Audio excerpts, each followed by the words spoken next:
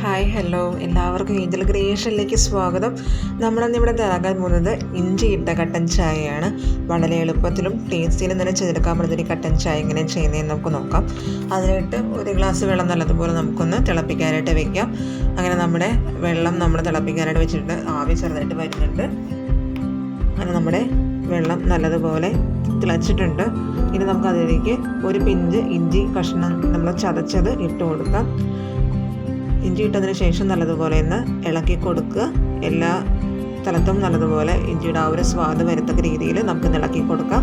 ഇനി നമുക്കതിലേക്ക് ഒരു പിഞ്ച് തേയിലയും കൂടെ ഇട്ട് കൊടുക്കാം.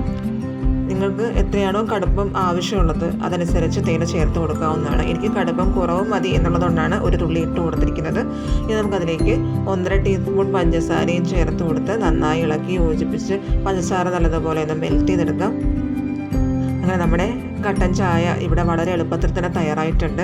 ഇനി നമുക്കതൊരു സെർവ് ചെയ്യാൻ എടുത്തിരിക്കുന്ന കപ്പിലേക്ക് ഒഴിച്ചു കൊടുത്ത് നമുക്ക് കൊടുക്കാവുന്നതാണ്. എല്ലാവർക്കും ഈ ഒരു കട്ടൻ ചായ ഇഷ്ടപ്പെട്ടു എന്ന് വിചാരിക്കുന്നു. എല്ലാവരും ട്രൈ ചെയ്ത് കൂടി ഒന്ന് നോക്കുക.